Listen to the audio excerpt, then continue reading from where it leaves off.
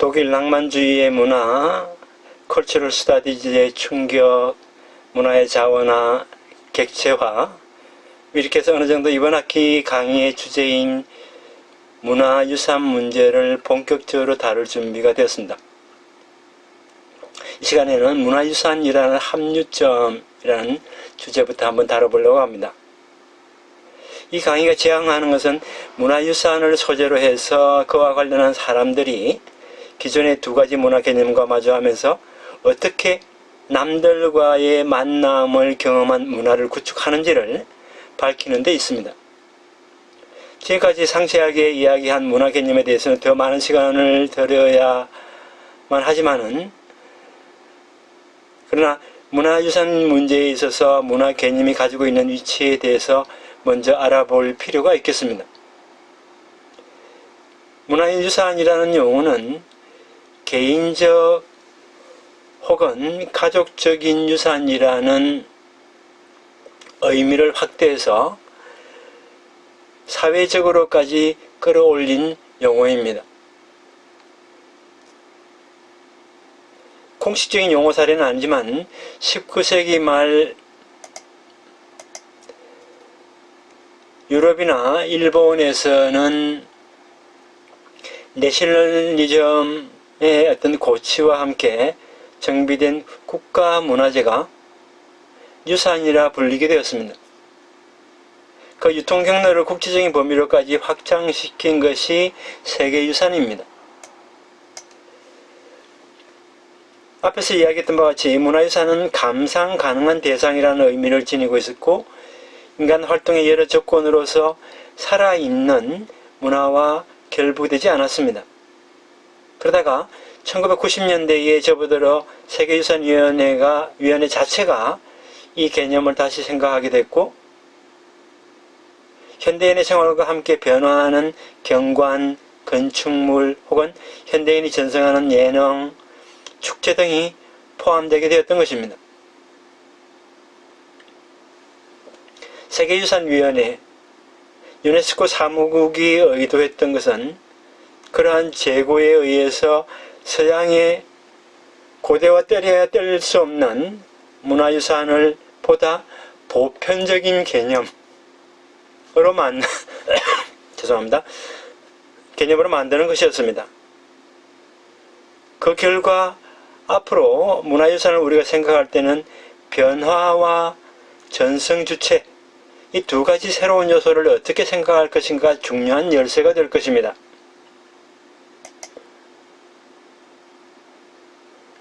변화도 전승주체도 관광인류학이 관광을 문화인류학의 주제로 삼으면서 고찰 대상이 되었던 것입니다. 그러나 문화유산을 문제로 삼을 경우 관광을 문제로 삼았을 때와 미묘하게 다루는 방법이 달라집니다. 변화에 대해서 먼저 말씀을 드리자면은, 오랫동안 지속해왔던 것만을 문화로 여겨왔던 기존의 문화인류학에 비해서 연출을 한 가짜도 문화의 범주에 넣었던 관광인류학의 공적은 높게 살만합니다. 이런 의미에서는 문화유산의 인류학도 관광인류학과 동일한 입장입니다. 그러나 관광 현상만을 대상으로 우리가 삼다 보게 되면은 아무래도 표면적으로 드러나는 것만 다루게 되고 지속적인 문화와 관련한 문제를 다루기가 어렵습니다. 이러한 것은 만화나 아니면 애니메이션, 게임 등 지역 문화와 관계없이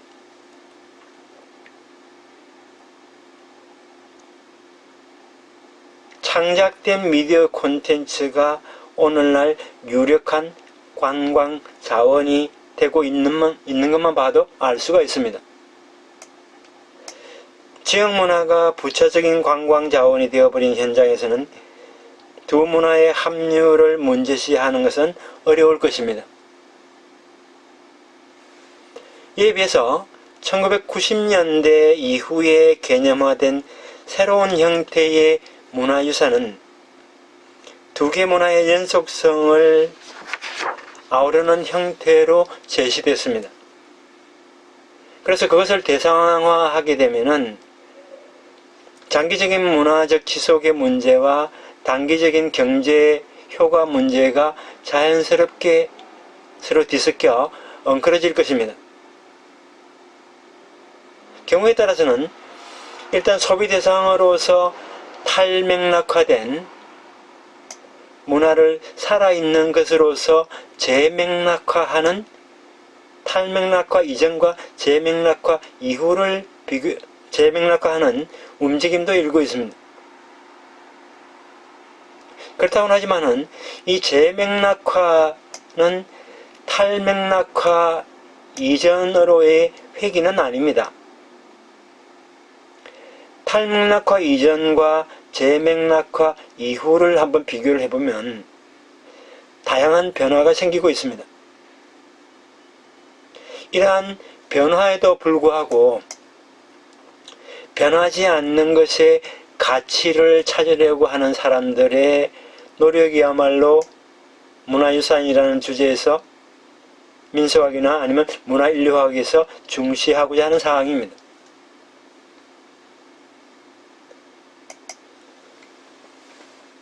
전성주체와 관련해서 말씀을 드리자면은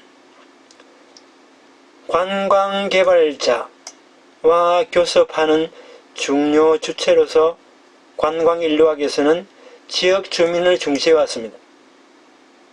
이것은 기존의 관광학이 호스트 측의 주체로서 호텔업자나 지자체만 시야에 넣었던 것과 비교하면 획기적이라고 할 수가 있습니다.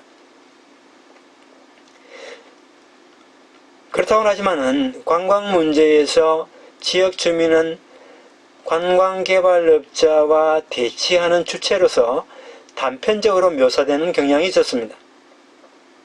그 결과 관광에 대한 소수 의견은 관광개발자와의 교섭 앞에서 간과되거나 무시되어 왔습니다. 즉 관광인류학에서는 지역 주민 상호 간의 어떤 모순이나 교섭이 거의 다루어지지 않았습니다. 이에 비해서 우리가 문화유산을 대상으로 한 인류학적 민족지 혹은 민속학적 민속지는 문화유산 관여 방식에 있어서 사람들의 의견이 다양하다는 점, 게다가 자신들이 관여하는 문화유산을 운영하는 데 있어서 그 전망이 다양하다는 점을 밝혀왔습니다. 이 점은 민족적 어떤 소수자라든지 아니면 성소수자가 권리를 주장하는 데 있어서 다양한 의견을 토대로 운동을 전개해온 것과 관련해서 같은 맥락입니다. 다스로부터 억압받아 온 역사를 근거로 소수자들의 정체성 정치는 시작됐습니다마는 곧 그들의 다양성은 무시할 수 없게 되었고 현재는 다양성을 전제로 하는 새로운 정체성이 모색되고 있습니다. 그 전략은 경우에 따라서는 다양하지만은 기본적으로는 다스로부터 배제되어 온 공통성을 기초로 하면서 다양성을 인정하는 정체성이 현실화되고 있습니다. 문화유산의 전성 주체 또한 문화유산을 둘러싼 지역적인 경험을 앞으로 이어나가기 위해서 다양성을 극복해야 됩니다. 그때 대치해야 할 상대는 다수의 어떤 역사라든지 아니면 경험 이러한 것 이외에 지역적인 가치를 건절시킬 수 있는 글로벌화 과정입니다. 문화유산을 둘러싼 로컬한 가치에 모여드는 사람들을 여기서는 의도적으로 공동체라 부르기로 합니다. 이것은 세계유산의 세계 전략이나 무형문화유산 협약에서 중시되고 있는 개념입니다. 그런데 보통 지역사회로 바꿔 말해도 상관은 없습니다. 그렇지만은 이 문화유산을 지지 혹은 지탱하는 사람들을 지역사회만으로만 간주하는 것은 현대문화유산이 앞으로 생길 어떤 변화 양상은 다 포착할 수 없을 것입니다. 문화유산을 지지하는 사람들을 문화인류학이 개념하고 있는, 아니면 민속학에서 개념하고 있는 실천으로서의 공동체로 포착하는 것이야말로 앞으로 필요한 작업인지도 모르겠습니다.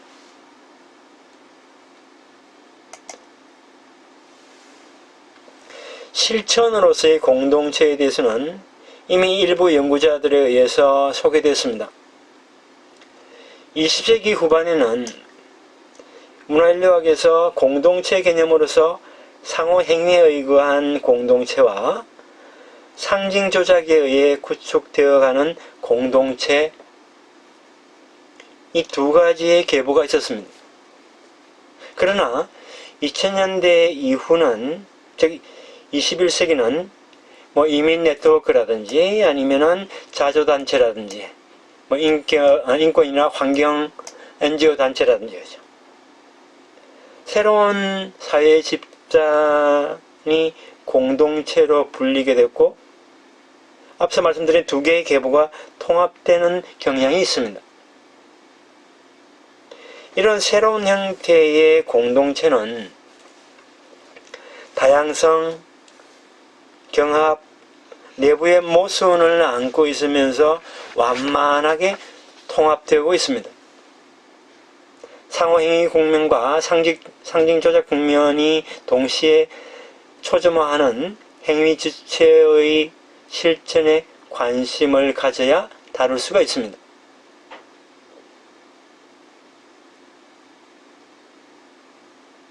문화유산을 둘러싼 공동체 또한 반드시 경계가 있는 것은 아닙니다. 참여자의 실천에 의해서 끊임없이 새롭게 갱신되어 갑니다. 그것은 실체라기보다도 우리가 과정이라 하는 것이 좋을 것입니다. 이러한 공동체의 구성원들은 태어날 때부터의 속성에 의해서 귀속되는 것이 아니라 공동체 속에 스스로 뛰어들게 됩니다. 그렇게 해서 만들어지는 집합체는 네트워크와 다르고 실천의 밀도가 비교적 높은 중심과 그렇지 않은 주변도 있는 어떤 구름 모양의 확산입니다. 그런 확산 가운데 사람들이 자리를 바꿔가면서 그 윤곽을 유지하고 있는 공동체 이미지를 말합니다.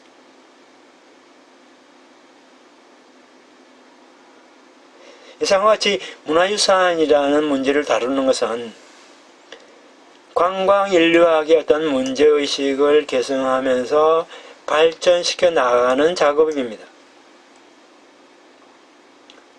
문화인류학 전체를 놓고 보더라도 커다란 의미가 있습니다. 민속학 전체를 놓고 보더라도 커다란 의미가 있습니다. 이 점은 앞서 변화 문제에 대해서 이야기한 것과도 관련이 있습니다. 1980년대 이후에 문화인류학은 문화라는 용어를 의식적으로 사용하지 않게 되자 윗세대부터 현재 세대까지 아니면 다음 세대까지의 인간관계를 통찰하기 어렵게 만들었습니다.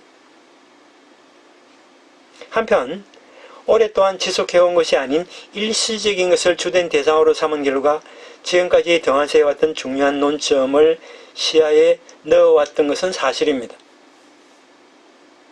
그러나 부정적인 효과로서 해당 학문이 당연히 미래를 위해서 갖추어야 할 구상 능력이 현저하게 떨어진 것은 분명합니다. 어떤 구상 능력을 회복하기 위해서라도 선조로부터 이어받아 다음 세대에 계승하는 문화유산 문제는 중요한 연구 대상임은 분명합니다. 그럼 이 강의에서 혹은 이 책에서라고 표현을 해도 되겠습니다만 이 강의에서 얘기하고자 하는 문제를 다루는 데 있어서 문화유산이란 무엇인지를 정의할 필요가 있겠습니다. 사람들의 어떤 실천에 주목을 한다면은 공적 기관에서 인정한 문화 산물만으로 문제로 삼을 수 없을 것입니다. 이 강의에서는 다음 두 가지를 충족하는 것을 문화유산이라고 부르고자 합니다. 문화유산이라는 첫 번째, 과거에 만들어진 물질 문화의 산물, 이거나 과거부터 반복되어 온 비물질 문화의 산물이나 실천, 또는 이들 문화적 산물을 낳은 기능, 이 세 가지 중 어느 하나 또는 복수의 측면을 띈 것을 말하고요. 또 하나는 집합적, 사회적으로 가치를 인정받고 있는 것, 크게 이 두 가지 조건입니다. 유네스코나 정부, 지자체 등에서 인정하고 있는 것은 이 강의에서 말하는 문화유산의 조건이 아닙니다. 앞으로 인정을 받으려고 하는 문화유산 문제도 변화나 전성주체 문제에 깊숙이 관련하는 첫 번째 조건부터 순서대로 좀 추가해서 살펴보면 다음과 같습니다. 과거에 만들어진 물질 문화의 산물이라고 하는 것은 지금까지 유형유산 또는 유형문화재로 불려왔던 것입니다. 이에 비해서 무형유산이나 무형문화재는 나머지 두 개에 해당이 됩니다.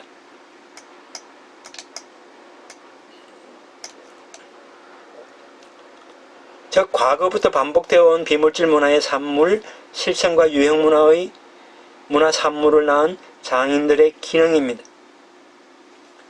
최근에는 지식 그 자체나 언어 등을 문화유산으로 부르는 경우가 많기 때문에 어떤 기억이나 몸짓 등도 기능에 포함시킬 수 있겠습니다. 이처럼 우선 세 가지 형태의 문화유산을 구분해 봤습니다. 실제 문화유산을 보게 되면 세 가지 중 두 가지 또는 세 가지 모든 요소로 구성된 것은 적지 않습니다. 예를 들어서 산사, 한국의 산지성원이라고 해서 2018년에 유네스코 세계유산에 등재된 이 사례 같은 경우에는 유형유산인 대웅전 외에 때마다 열리는 각종 행사, 그 다음에 성원의 유지관리에 필요한 장인들의 기능, 이렇게 세 가지 측면으로 구성되어 있습니다. 어느 하나라도 옛 방식에서 벗어나게 되면 전통이라는 사고방식을 바꾸지 않으면 안 됩니다. 그런 의미에서 문화유산이란 복합적인 문화현상이라고 할 수가 있겠습니다.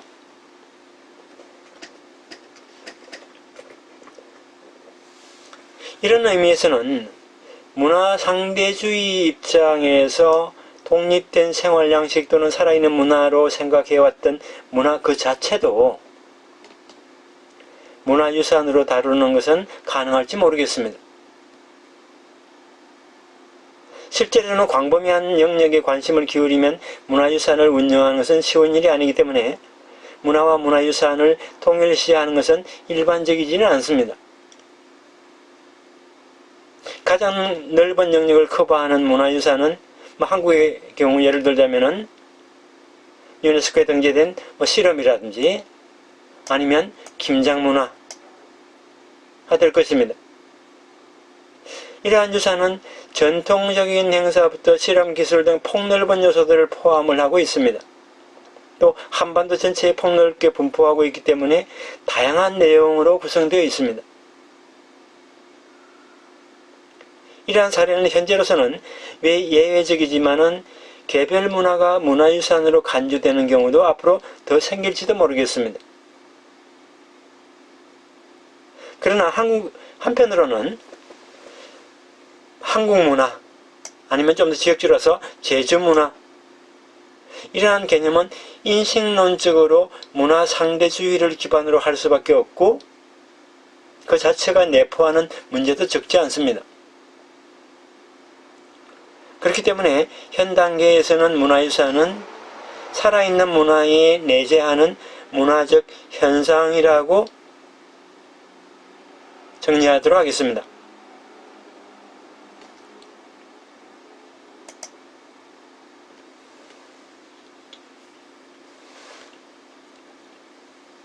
두 번째 조건으로서 말하는 집합 사회의 범위는 유네스코의 영향을 받은 글로벌한 범위나 국가 범위만이 아니라 그 유산의 개성과 관련한 전성 주체만이라는 좁은 범위의 설정도 가능할 것입니다. 특히 아직 공적으로 인정을 받지 못한 유산은 그러한 좁은 범위에서만 가치를 인정받는 것이 일반적입니다.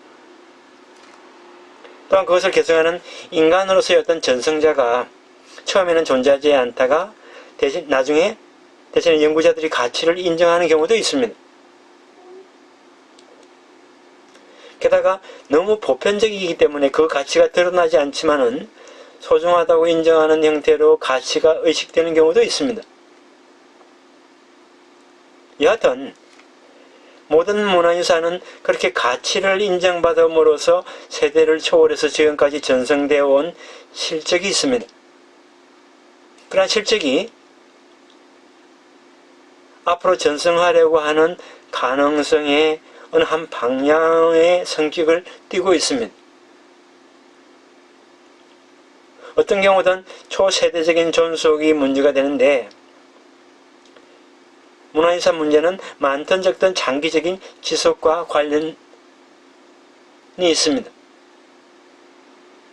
이러한 의미에서의 문화유산은 가치를 지니기 때문에 그 획득이나 점유를 둘러싸고서 경합이라든지 대립이 생기게 됩니다. 많은 사람들을 동원하는 정치적 자원으로서 이용되는 경우도 있습니다. 그렇기 때문에 문화유산은 정체성 정치에 있어서 소수자를 단결시키는 그러한 역할도 하지만은 경우에 따라서는 역으로 다수의 정치와 동일한 폐해를 낳는다고 비판을 받는 경우도 있습니다. 그런 역기능이 생길 수도 있다는 거죠. 그래서 이 강의에서는 과거와 미래의 어떤 결절점을 묘사하는 데 있어서 복잡한 인간관계와 마주하게 됩니다.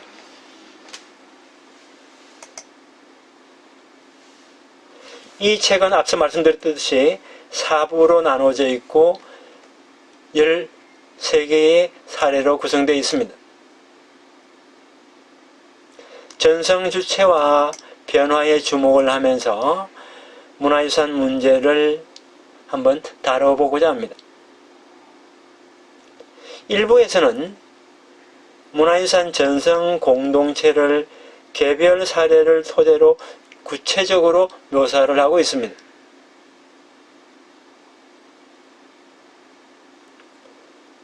문화유산 전성 주체를 다루는 데 있어서 구체적인 이미지를 제공함과 동시에 전성 주체의 변화를 논하는 제4부의 어떤 도입 부분이라고 이야기할 수가 있겠습니다.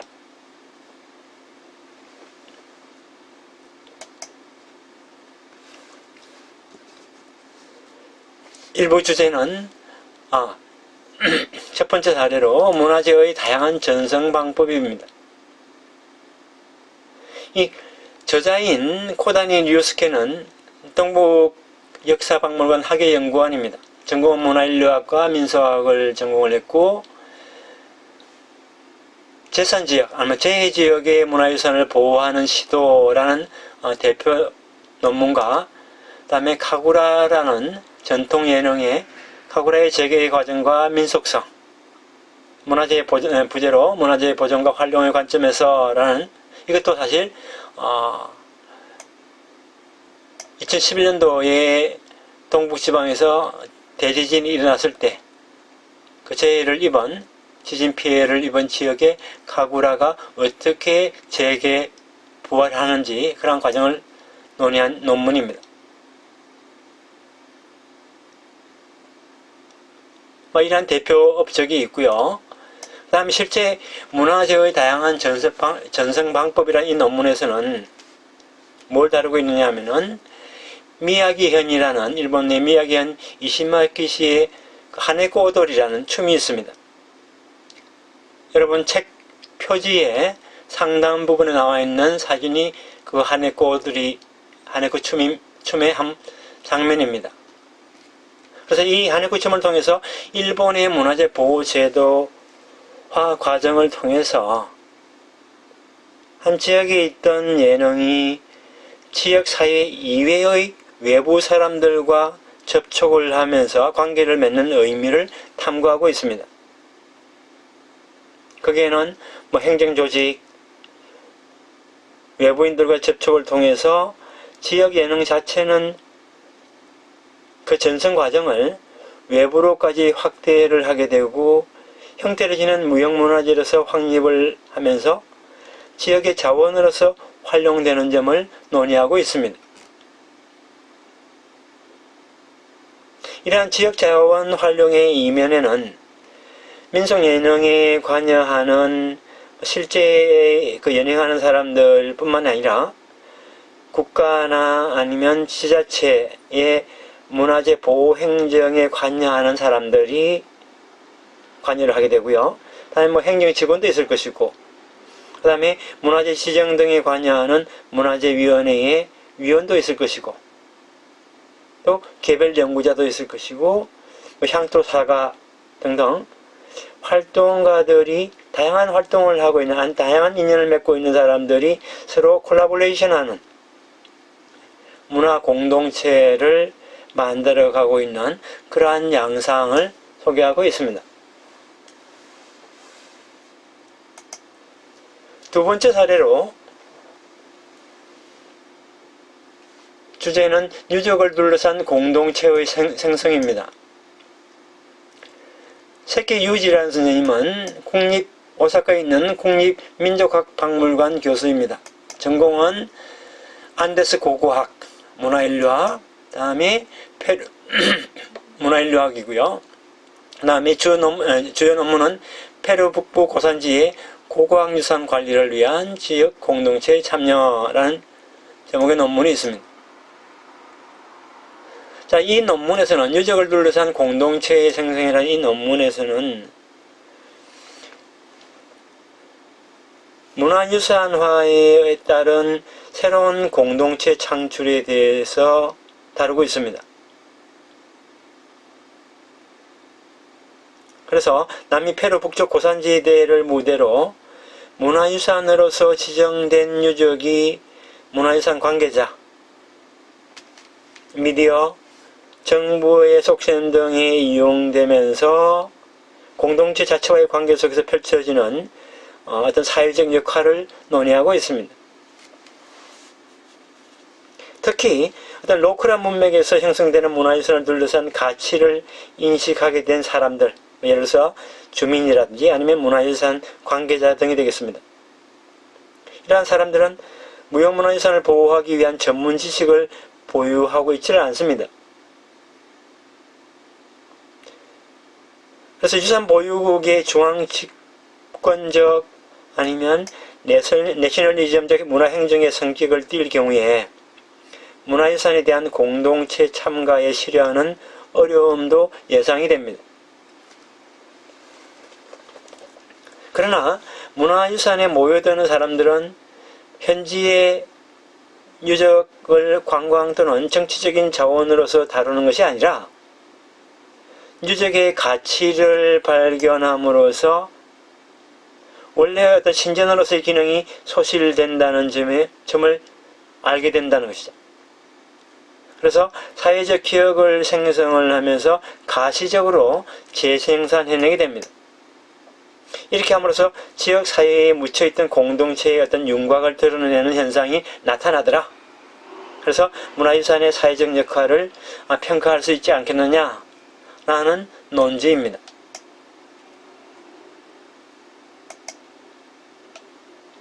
이부는 살아있는 유산입니다. 문화유산 개념이 유형에서 어떤 신앙이라든지 생활이라든지 공예 등 무형의 요소까지 포함하게 된 현상에서 그런 변화를 둘러싼 여러 가지 문제를 다루고 있습니다. 특히 2부에서는 이 시시각각을 변화하는 문화유산을 어떻게 다루어야 할지, 또 유산을 둘러싼 문제를 어떻게 해결하면 좋은지 그 방안에 대해서 질문을 던지고 있습니다.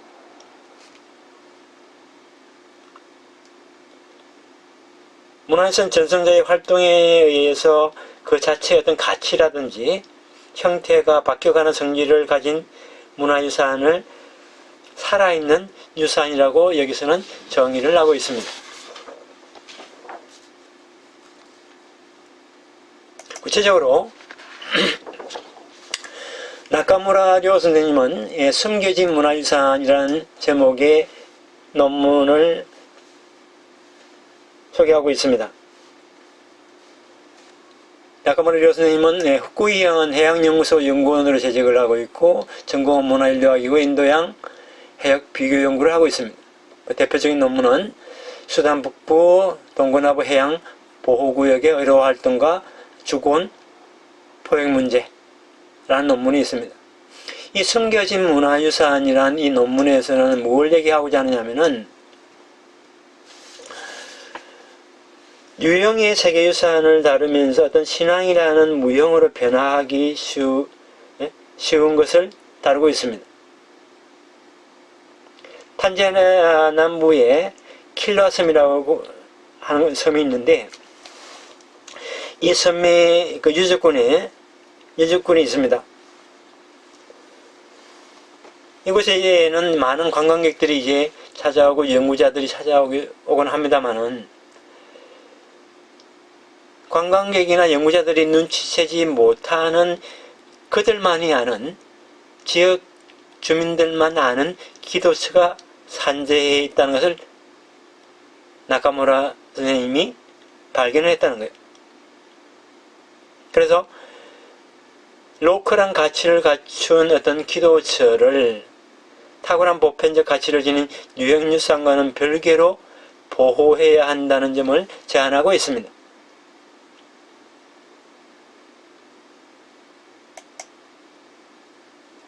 다음으로 성지를 전승하다 부제로 살아있는 신앙을 둘러싼 오다키의 공동체 관리.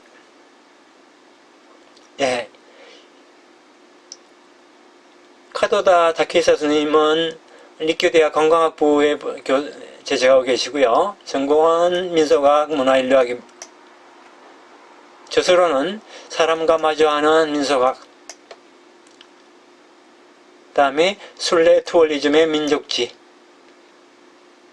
이런 단행본이 있고요. 이 성지를 전승하다는 논문에서 주된 논의 내용은 살아있는 유산으로서 주변 주민의 참가가 실현되고 있는 일본 오키나와현의 그 오다키라는 유산이 있습니다. 그 오다키를 주제로 해서 기존에는 외지인으로 인식되었던 관광객들이 오다키에 새로운 어떤 가치를 부여하고 있다는 것을 발견했다는 것입니다.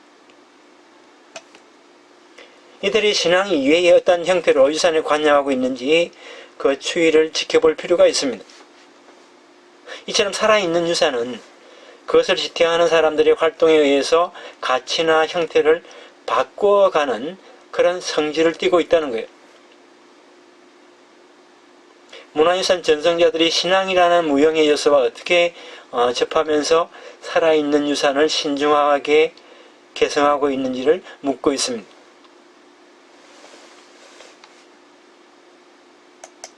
다음으로 창조되는 문화적 경관, 부제로 중국 객가 지역 집합주택을 둘러싼 문화적 경관, 문화적 경관과 관련한 논문입니다. 카와이 히로나오 선생님은 국립민족학박물관 교수로 재직하고 계시고요. 전공은 사회인류학, 특히 이제 중국의 한족 연구를 하고 계십니다. 대표적인 저서로는 경관인류학의 과제 부제로 중국 광주의 도시환경 표상과 재생이라는 이러한 단행본이 있습니다.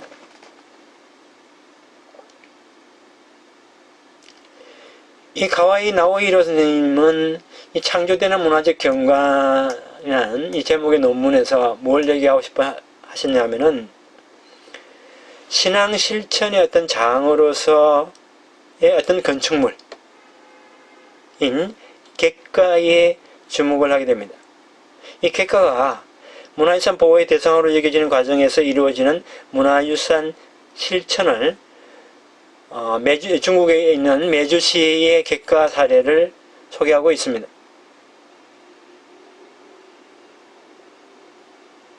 객가라고 하는 것은 사실 소수민족의 상징으로서 한때 많이 늘어난 원형 토루를 대신해서 생활과 밀접하게 결부된 위용옥이 상징화되고 있음을 가와이 선생님은 보고하고 있습니다. 이 논문도 재미있을 것 같습니다.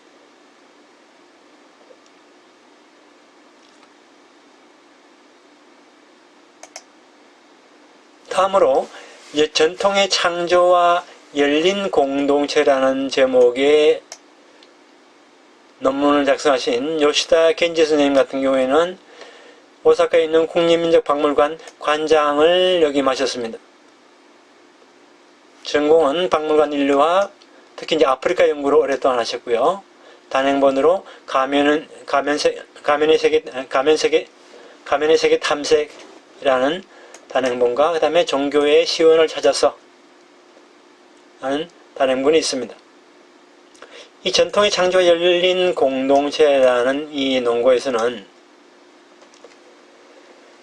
문화유산의 어떤 가치를 찾아내는 지역의 문맥을 묘사했습니다.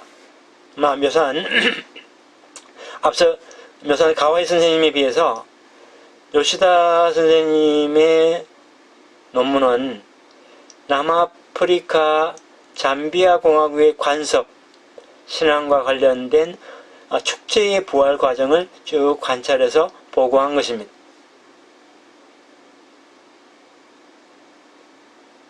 그래서 축제의 부활이 개별민족 정체성을 고조시키고 있다는 결론을 내리게 됩니다. 서로 다른 민족이 공생하고 있기 때문에 사람들은 자신들이 섬기고 있는 왕과 왕을 둘러싼 어떤 강인한 싸움으로 이 축제가 묘사되고 있다고 합니다. 자, 이러한 점은 세계유산이나 무형문화유산이라는 문화 사이에 어떤 서열화되어 있는, 서열을 도입하는 권력적인 제도의 윤곽을 선명하게 드러내고 있습니다. 특히 아프리카는 많은 왕국이 존재하고 있습니다. 서로 간의 우호관계를 유지하기 위해서는 저자는 하나의 왕국이 보유하고 있는 유형 혹은 무형의 문화유산을 박물관이나 아니면 데이터베이스화 시켜서 서로 공유함으로써 편협한 어떤 정체성을 넘어서 보다 넓은 공동체의 정체성을 양성하고 사회 안정까지 도모할 수 있는 가능성이 있다라고 보고 있습니다.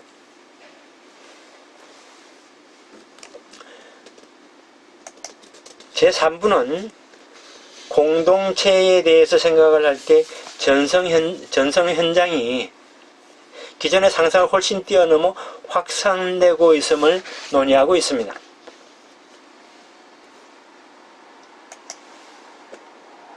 예를 들어서 민족문화의 진흥과 공예라는 제목의 사이토 레코 선생님의 논문이 대표적인 사례인데요. 사이토 레코 선생님은 국립민족박물관 교수로 재직을 하고 계시고, 일본 북해도에 있는, 홋카이도에 있는 아이누 민족을 주로 연구를 하시고요. 북미 원주민 연구를 오랫동안 해오셨습니다. 특히 물질 문화와 관광에 대해서 많은 연구를 해왔는데, 아이누 공예 200년이라든지 그 다음에 북극과 삼림의 기억이라는 이러한 대표적인 논문이 있습니다. 이 민족문화의 진흥과 공예라는 이 논거에서는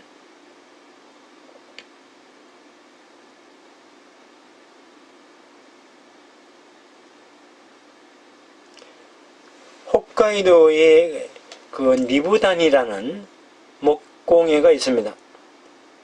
이것이 정부 부처의 인정을 받아서 전통 공예품으로 지정이 되게 됩니다. 지정이 되고 난 다음에 정부, 지자체, 각종 단체의 움직임 속에서 목공예 산업이 활성화되는 양상을 묘사하고 있습니다. 조금 더 구체적으로 말씀을 드리자면은 전통 공예품 지정 이후에 목공예 창작을 개성하는 아이누 공예가들과 그 다음에 박물관 직원, 학예사를 비롯한 연구자들, 그 다음에 지자체 공무원 등 이들의 공동작업, 콜라보레이션이 다른 지역과도 공유할 수 있는 문화유산 개성 모델로 제시되고 있다는 겁니다. 전성 주체의 어떤 다양화와 더불어서 박물관 등의 시설이 직간접적으로 개성에 관여하게 되는 과정을 논의하고 있습니다. 이 논문 같은 경우에는 한국에도 많은 시사점을 제공할 거라고 생각을 합니다. 자, 그 다음에 테마파크에서의 예능 전성 부제로 아름다운 인도네시아 미니어처 공원이 던지는 질문이라는 논문을 쓰신 요시다 유카코 선생님은 동경외고대학 아시아 아프리카 언어문화연구소의 조교로 근무하고 있습니다. 지금은 아마 다른 곳으로 옮겨간 것으로 알고 있습니다. 전공은 문화인류학이고 인도네시아 지역 연구를 하고 있고요. 단행본으로는 발리 가면무용국의 인류학이라는 단행본이 있습니다. 이 테마파크에서의 예능 전성이라는 이 논문에서는 문화시설의 역할에 대해서 논의를 하고 있습니다. 테마파크이기 때문에 문화시설이다, 그죠? 예능을 향유하는, 예능을 누리는 층의 어떤 확대와 전성 현장의 변화가 동시에 일어나는 사례입니다.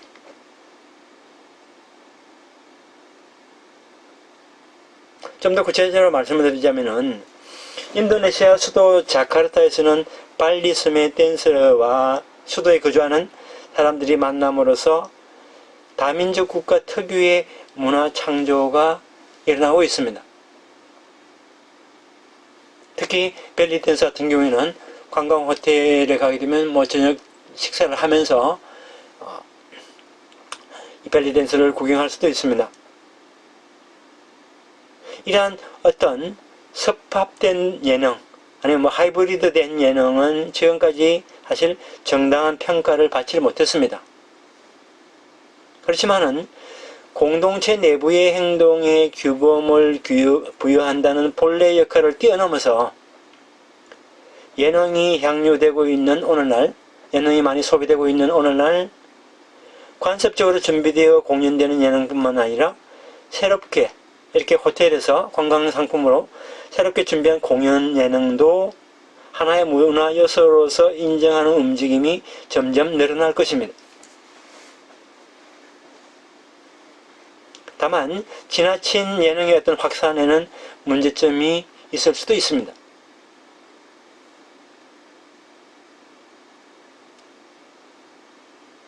어떻게 문화유산을 개성할 것인가?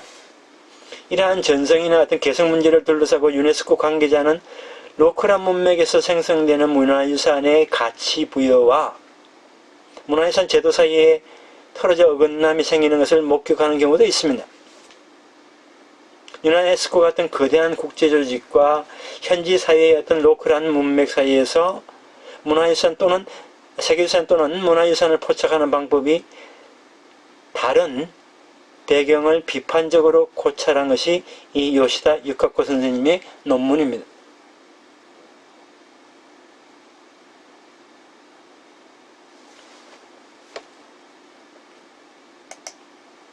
다음으로 전통과 창작의 틈새에서 대만 원주민의 전통지혜 창작을 사례로라는 논문을 쓰신 노바야시 아치시 선생님은 국립민족학박물관 학술자원연구센터 교수로 계시고요. 전공은 인류학, 민족고고학, 그 다음에 오랫동안 대만 연구를 해오고 계십니다. 단행본으로는 대만 멧돼지를 쫓다, 민속학과 고고학의 만남, 재미있을 것 같습니다. 그 다음에 대만 원주민 연구의 사정, 이란 단행본이 있고요. 이 전통과 창작의 틈새라는 이 논문에서 이야기하고자 하는 것은 뭐냐면은 대만 원주민의 지적재산권을 기존의 저작권과 의정권에서 따로 떼내서 구별을 하고 전통 지식이라는 새로운 개념으로 포착한 대만의 법령과 그 판례에 대해서 고찰을 하고 있습니다. 유네스코 무형문화유산협약은 원래 세계 지적소유권 기관인 WIPO 기관이 관할한 문제에서 출발한 것입니다. 문화유산 문제와 지적소유권의 관계는 아주 깊은 관계에 있습니다. 원래 좁은 범위에서만 적용되어 왔던 의장이라든지 아니면 노래 어머니, 미디어의 발달로 인해서 널리 유통되게 되자 문제는 심각해졌습니다.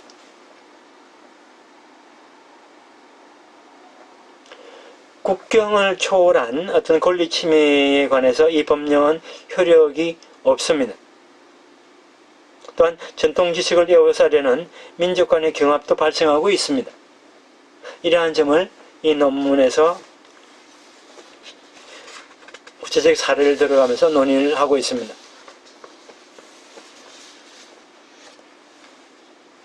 그래서 유형, 무형의 문화유산은 보호하는 대상이기 이전에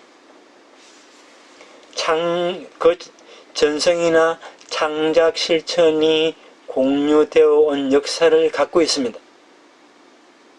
그런데 어느 날 갑자기 법령이 만들어지면서 지금까지 생기지 않았던 민족문화의 어떤 소유를 둘러싼 소송이 끊임없이 일어나더라 이거예요.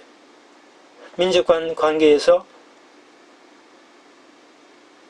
생기게 됩니다. 그래서 지적 재산권을 둘러싼 법령의 그 어떤 성격을 비판하고 있는 논문입니다. 제4부는 문화인류학 혹은 민속학적 시점에서 문화유산을 둘러싼 공동체를 고찰하기 위해서 기존 문화행정사 아니면 정책사적인 연구 시점의 전환을 제안하면서 문화유산 공동체로 몰려드는 다양한 개인의 모습을 잘 드러내고 있습니다. 먼저 유산을 전승하는 괴짜라는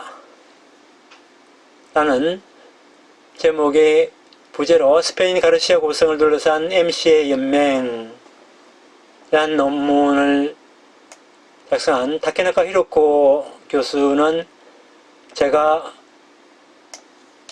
대학원 때 같이 연구회 모임도 하고 했던 제 연구 동료입니다. 지금 현재는 와시다대학 인간과학대학원의 교수로 재직을 하고 있고요. 문화인류학, 특히 스페인 전문가입니다. 오랫동안 스페인에서 현지 조사를 해왔고 지금도 스페인 조사를 가고 있는 걸로 알고 있습니다. 그 다음에 대표적인 논문으로는 개인이 개척하는 사회지평이라는 논문이 있고요. 이 유산을 전승하는 괴짜라는 이 논문에서는 스페인 산티아고 순례길 주변에 있는 판브레 성이라는 곳이 있습니다. 이 성의 전승자로서 지역의 행정과 그 다음에 연맹이 있는데 이 연맹에 대해서 검토를 한 다음 연맹의 어떤 활발한 활동을 이끈 한 개인 지도자의 주목을 하고 있습니다. 그래서 문화유산 자체를 문화유산이란 사회적인 구축물이고 그곳에는 어떤 정치 혹은 이데올로기가 작동하고 있다고 기본적으로 이해를 한 다음에 저자는 스페인 가르시아 주의 문화유산을 둘러싼 전승자들의 실천 가운데 문화 정치성에 반드시 환원되지 않는 행위, 예를 들어서 언어라든지 아니면 그들의 어떤 비전이라든지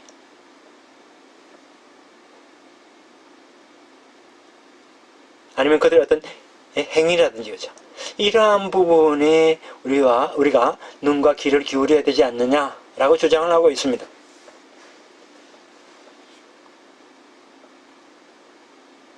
그리고 유산화 과정을 통해서 전승자로서의 어떤 행정, 지자체가 되겠죠, 그죠? 행정과 그 다음에 자원봉사 조직의 여기서는 연맹이 되겠습니다만은 문화유산에 대한 어떤 관련성의 차이점, 그 다음에 그 다양성에 주목을 하고 있습니다. 이렇게 함으로써 저자는 기존의 어떤 정치적 산물로서의 상징적인 문화유산이라는 묘사에서 전승 주체의 어떤 실태를 파악을 하고서 새로운 공동체를 전망할 것을 고찰하고 있습니다.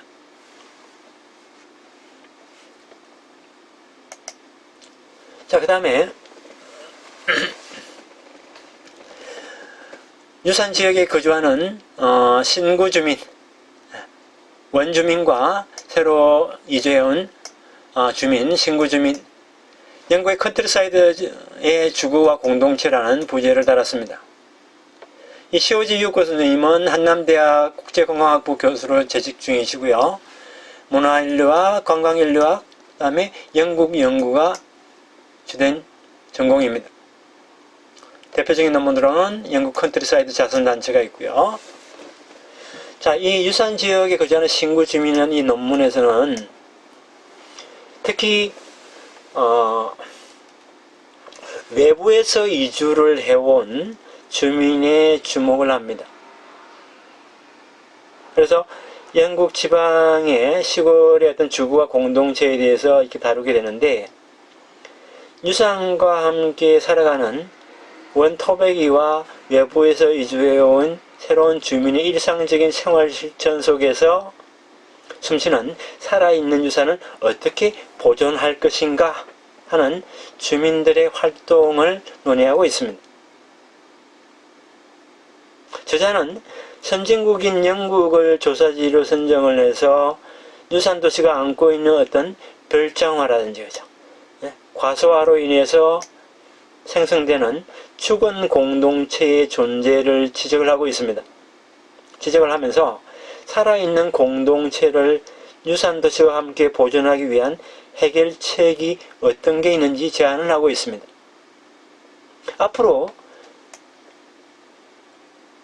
한국 같은 경우에도 이 유산도시의 과소화 문제는 생길 거라고 생각을 합니다.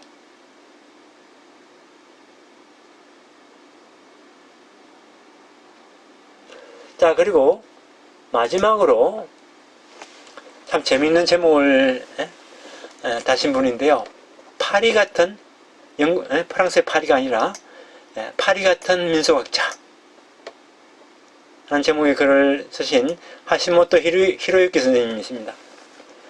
오테몬가쿠인 대학의 지역창조학부의 교수로 재직 중이시고요. 전공은 민소학, 그 다음에 연극학이고 단행본으로는 의례와 예능의 민속지, 재난과 예능입니다. 특히 이분 같은 경우에는 2011년도에 동일본 대지진이 일어났을 때 피해를 입은 그 이화태현의 한 마을의 어떤 전통적인 예능인 가구라가 어떻게 부활하는지, 그 부활 과정에서 저자가 직접 동참하게 되는데, 그 참가한 사실을 회고하면서 연구자의 역할에 대해서 논의를 하고 있습니다. 연구자로서 자신은 평소 어떻게 보면 가까이 하기에 먼 당신, 깊이 대상이었지만은 지진과 같은 어떤 비상 상황에는 이 연구자가 어떤 새로운 외부의 어떤 연결고리가 된다는 것입니다. 정보나 아니면 관계를 매개하는 매개자적인 역할을 할 수 있지 않을까라고 주장을 합니다.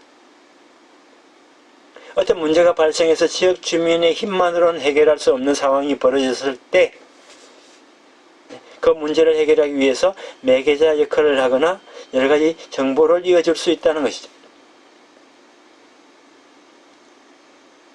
여기서 재밌는 것은 이 하시모토 스님은 민속학자를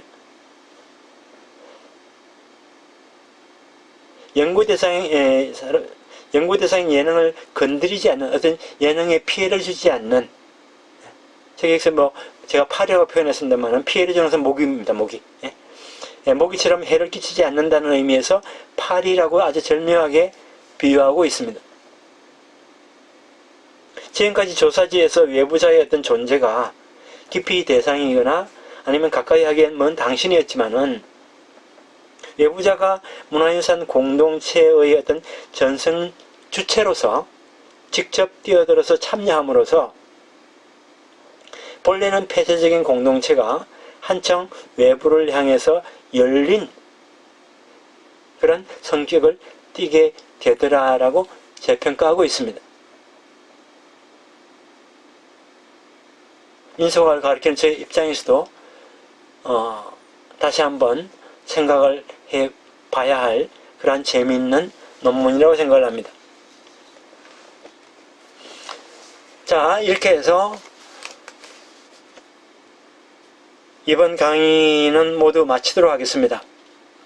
실제 이제 강의실에서 여러분들과 만나서 이야기할 때는 지금까지 소개를 해드렸던 연구자들의 그 논문 하나하나를 좀 더 구체적으로 살펴보면서 거기서 우리가 배울 점은 뭔지, 또 어디까지 논의가 전개되었고 논의가 되지 못한 점은 뭔지, 그러한 부분들을 함께 고민하는 시간이 되었으면 좋겠습니다.